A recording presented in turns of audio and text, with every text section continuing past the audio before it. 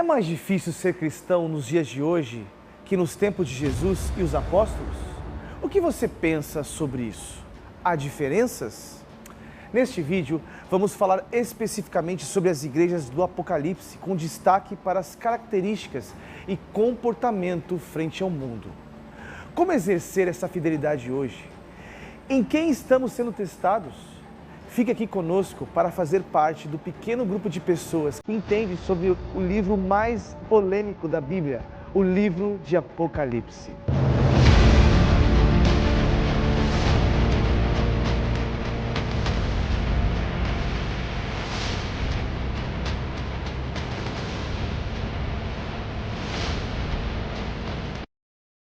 Como ser cristão nos tempos de relativismo e subjetividade? Ser cristão na igreja de Esmirna era um risco de perder os bens, a própria vida. Aqui vemos uma igreja sofredora, perseguida, pobre, caluniada, aprisionada, enfrentando a própria morte. Mas uma igreja fiel, que só recebe elogios de Cristo. Vê alguma semelhança? Como podemos aprender com esta igreja a sermos fiéis? A pobreza dos crentes era um defeito colateral da tribulação. Os crentes que haviam renunciado por sua fidelidade a Cristo com métodos suspeitos perderam os lucros fáceis que foram para as mãos de outros menos escrupulosos. A difamação veio de uma forte e influente comunidade judaica que em Esmirna, e eles não apenas estavam perseguindo os crentes, mas estavam influenciando os romanos a prenderem os crentes. Os crentes da época foram chamados de canibais, imorais, divididores de famílias, acusavam os crentes de ateísmo por não se dobrarem diante de imagens dos vários deuses. Eles se negaram a dizer que César era o Senhor. Alguns crentes de Esmirna estavam enfrentando a prisão, que era a antessala do túmulo, e os prisioneiros morriam de fome, de pestilências ou de lepra. Os crentes estavam morrendo por causa da sua fé. Mas aos olhos de Cristo, a igreja de Esmirna era rica por sua fidelidade. Era rica dos recursos espirituais. Nós podemos ser ricos para com Deus, ricos na fé, ricos em boas obras, e podemos desfrutar das insondáveis riquezas de Cristo. Nós podemos ser ricos para com Deus, ricos na fé, ricos em boas obras, e podemos desfrutar das insondáveis riquezas de Cristo. Jesus espera do seu povo fidelidade na vida, no testemunho, na família, nos negócios e na fé. Não venda seu Senhor por dinheiro, como Judas. Não troque o seu Senhor por um prato de lentilhas como Esaú. Não venda sua consciência por uma barra de ouro como Acã. Seja fiel a Jesus, ainda que isso lhe custe seu namoro, seu emprego, seu sucesso, seu casamento e sua vida.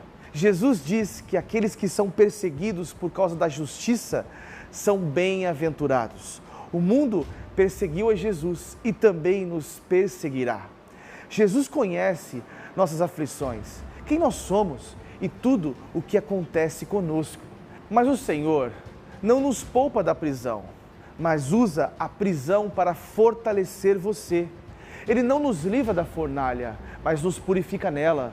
Sob tribulação, pobreza, difamação, continuem fiéis.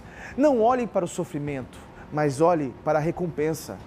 Só mais um pouco ouviremos nosso Senhor nos chamando de volta para casa, dizendo: vinde benditos de meu Pai, entrem na posse do reino. Aqui não tem mais morte, nem pranto, nem luto, nem dor.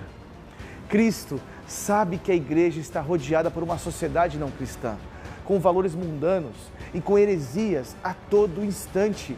Cristo não apenas conhece as obras da igreja e suas tribulações, mas também conhece a tentação que assedia a igreja e o ambiente em que ela vive. Satanás não logrou êxito contra a igreja usando a perseguição e mudou a sua tática usando de sedução. Não é mais apostasia aberta, mas o ecumenismo.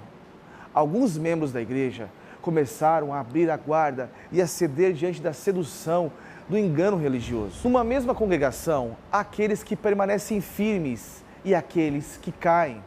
O pecado enfraquece a igreja. E uma igreja só é forte quando é santa. A igreja negociava suas diferenças doutrinárias no oceano do amor fraternal. A igreja precisava arrepender-se do seu desvio doutrinário de conduta. Verdade e vida que precisavam ser pautada pela palavra de Deus. Mas vamos falar agora de outras igrejas, seus comportamentos, e não estranhe se ficar pasmo com as semelhanças, ok? Jesus odeia o pecado. O que era odiado em Éfeso era tolerado em Pérgamo.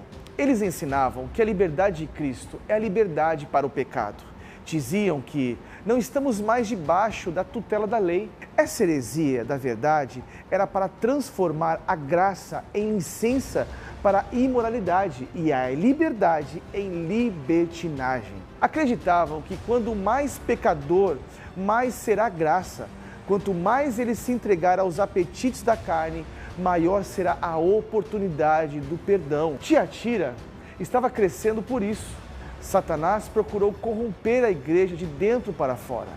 Esta igreja tolerava uma falsa profetisa chamada Jezabel. Foi Jezabel quem introduziu em Israel o culto pagão a Baal e misturou religião com prostituição.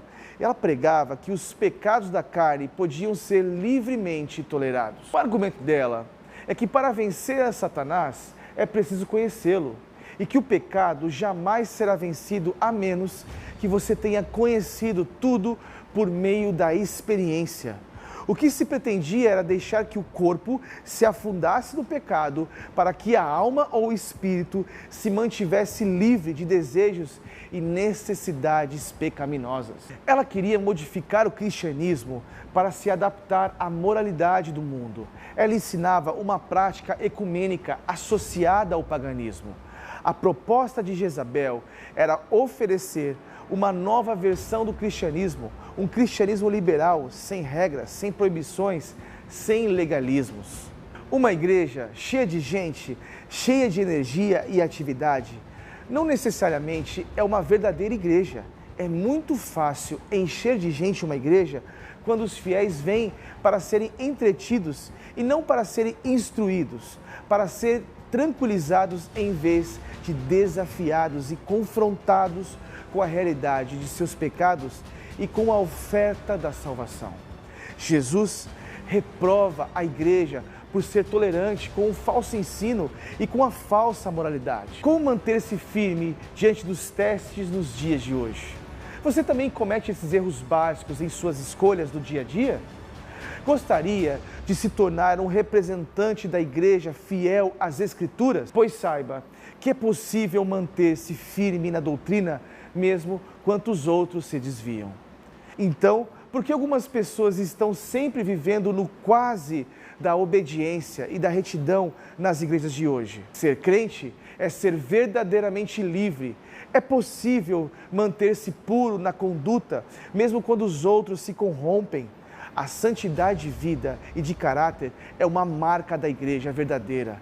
A santidade não é apenas a vontade de Deus, mas seu propósito. Mas e como fazer isso? Como vencer as tentações e dificuldades de hoje? O vencedor é o que guarda até o fim as obras de Jesus. A perseverança é a marca dos santos. E é isso que você está fazendo, assistindo esse vídeo até o final e conhecendo mais de quem é o nosso Salvador que nos buscará. Você quer saber mais sobre isso? Este vídeo é para levar você a refletir que no verdadeiro cristianismo é necessário perder para ganhar. Aqueles que perdem a vida por amor a Cristo encontram a verdadeira vida, mas aqueles que querem ganhar a vida vão perdê-la. Jesus diz que os vencedores comerão do maná escondido, e o maná escondido refere-se ao banquete permanente que teremos no céu. A alegria vai durar para sempre. Cristo é a nossa herança, a nossa riqueza, a nossa recompensa. Os que renunciam ao pecado e às vantagens do mundo viverão na glória com Cristo em completo eterno contentamento. Você quer viver isso? Então viva as Escrituras Estude-as, busque conteúdo como este vídeo e os outros da série Pare e Pense sobre o Apocalipse. Nós vamos estar aqui te ajudando nessa missão e a única coisa que pedimos é que nos ajude também curtindo este vídeo, compartilhando, comentando suas dúvidas e se inscrevendo no canal. Até o próximo episódio do Pare e Pense.